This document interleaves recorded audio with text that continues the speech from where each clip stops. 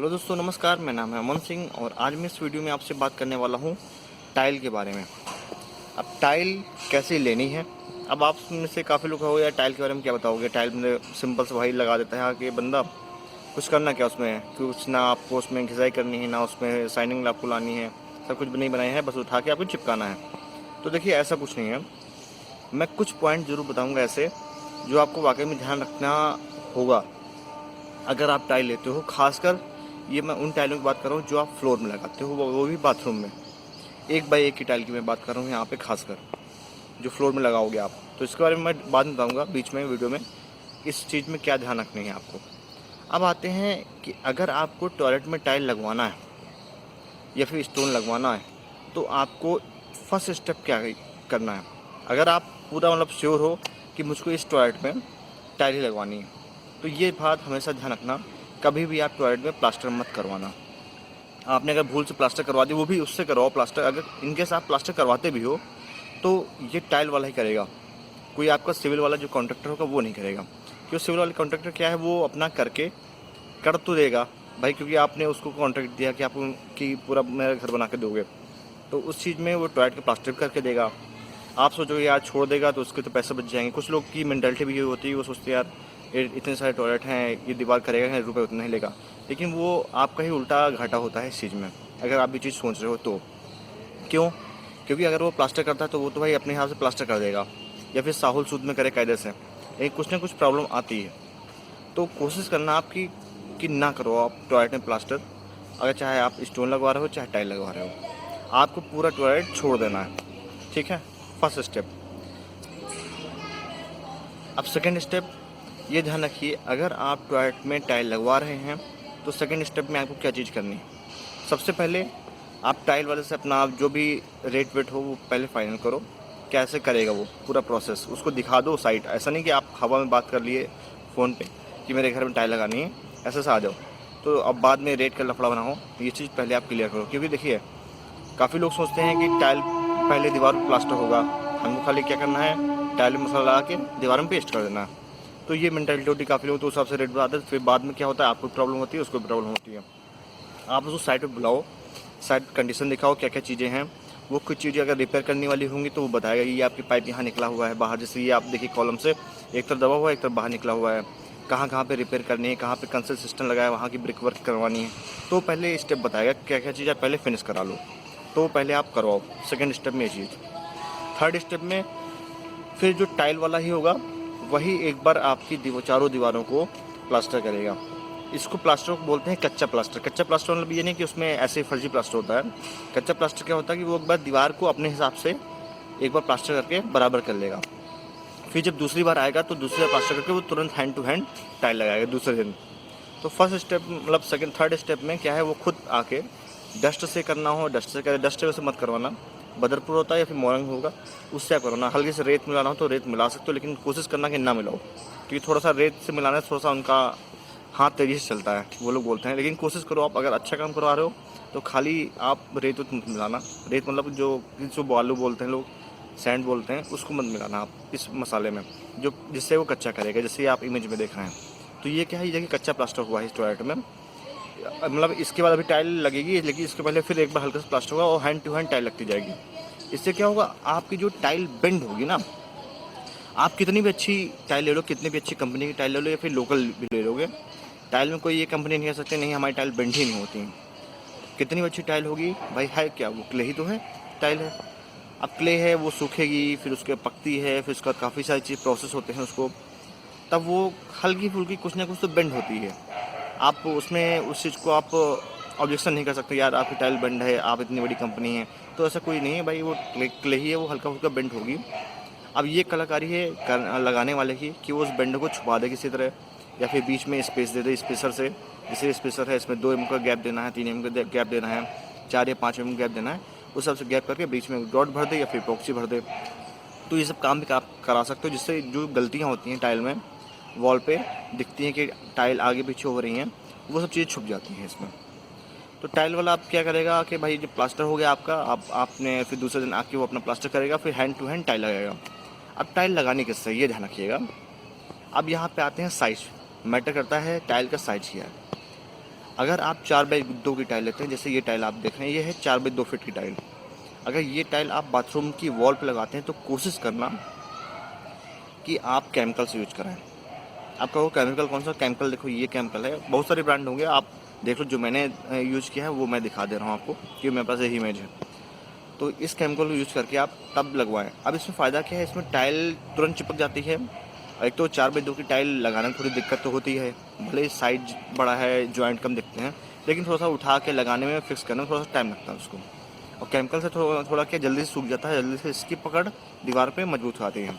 अगर आप ये चीज़ सीमेंट से लगाओगे तो सीमेंट से थोड़ा सा टाइम लगता है सूखने में। फिर एक के ऊपर एक टाइल लगाओगे तो वो तुरंत जल्दी सेट नहीं हो पाती हैं, गिरने का डर रहता है। तो थोड़ा सा केमिकल हाँ महंगा पड़ता है, लगभग 500, 550, 600 रुपये के आसपास। आपकी 20 किलो की बोरी जो ये दिख रही है, ये लगभग 20 किलो के आसपास आती है। अलग अलग शायद थोड़ा बहुत ऊपर नीचे होगा रेट, 50-100 रुपये के आसपास ऊपर नीचे हो सकता है रेट अलग अलग जगह पे। लेकिन सीमेंट आपको 300 रुपये की 50 किलो मिल जाती है। तो सीमेंट में ये होता है, अगर आपका बजट कम है तो फिर आप सीमेंट से, आपके पास ऑप्शन ही सीमेंट का है फिर। देखिए आपके पास अगर ठीक ठाक बजट है तो आप इसमें केमिकल ही यूज़ करना है, लेकिन खाली 4x2 की टाइल में ये ध्यान रखिएगा। आपको इससे भी छोटी अगर साइज़ की टाइल हो, जैसे 2x1 हो गई, या फिर 1x1 हो गई, या फिर 16x16, जो भी साइज़ अगर वॉल पे लगा रहे हैं इससे छोटा साइज़, तो कोशिश करना वो सीमेंट इस केमिकल से मत यूज कराना। अब क्यों, इसके पीछे एक पॉइंट है।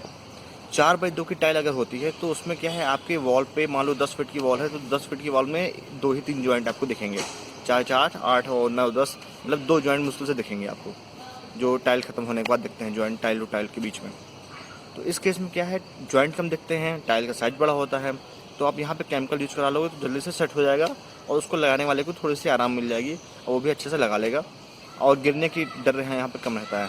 और दूसरी फिर इसमें सेकंड स्टेप ये भी है कि इसका लगाने का पर्पज़ ये है कि देखो जॉइंट जितने कम होंगे वो सफाई उतनी अच्छी दिखेगी आपकी। जो भी माइनस पॉइंट आपको दिखते हैं कि टाइल अप डाउन हो रही है तो वो कम आएंगे इस 4x2 के साइज में। अब जैसे 2x1 की टाइल, जैसे ये आप देख रहे हैं, ये 2x1 की टाइल है। अब ये भी काफ़ी महंगी आती हैं टाइलें। इनके हाइलाइटर अगर प्रीमियम क्वालिटी के हाइलाइटर आप लेने आओ मार्केट में तो 800, 900, 1000 रुपये, 1500, 2000 तक के एक हाइलाइटर आता है। मतलब इसके हाइलाइटर का रेट अलग होगा, आपकी जो प्लेन टाइलें होंगी बगल में जो दिख रही हैं सब रेट अलग होंगे। तो ये भी काफ़ी कॉस्टली आते हैं। 4x2 की तब भी सस्ती टाइलें आती हैं। तो इनको आप कभी केमिकल से मत लगाना।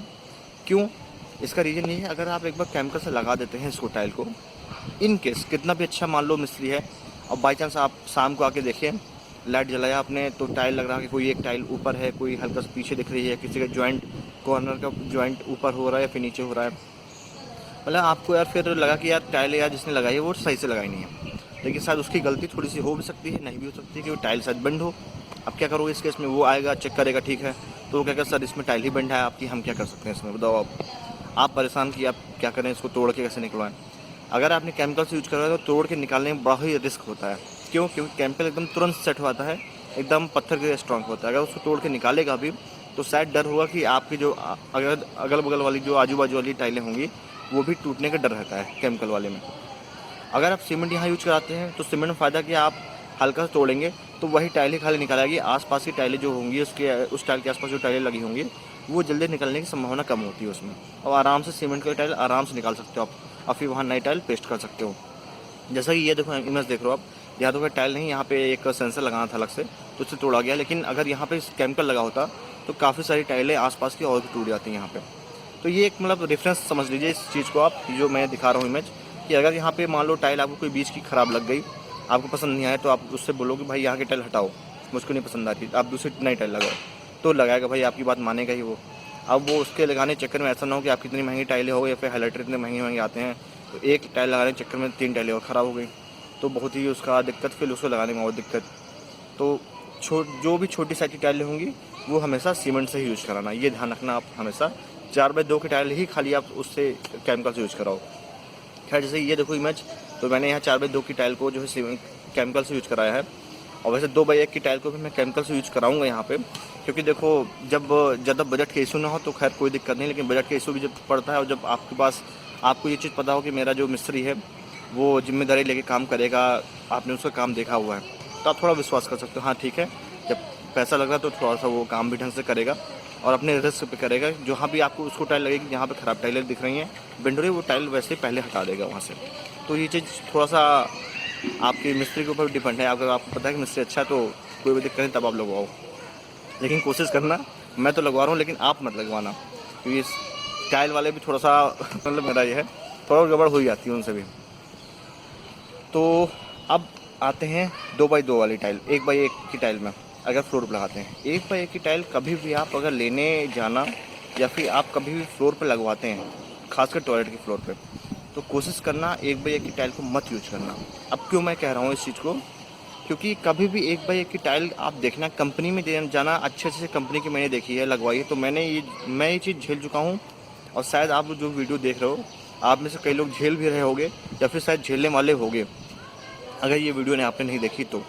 मैं इसलिए बोल रहा हूँ कि 1x1 की टाइल कभी आप किसी अच्छे ब्रांड की देखो या फिर लोकल टाइलों में तो पता नहीं, लेकिन अधिकतर देखना आप, एक आधे शायद सांचे बने होंगे उनके 1x1 की तो शायद ठीक ठाक रहें, तो कभी भी आप पैकेट खोल के देखना।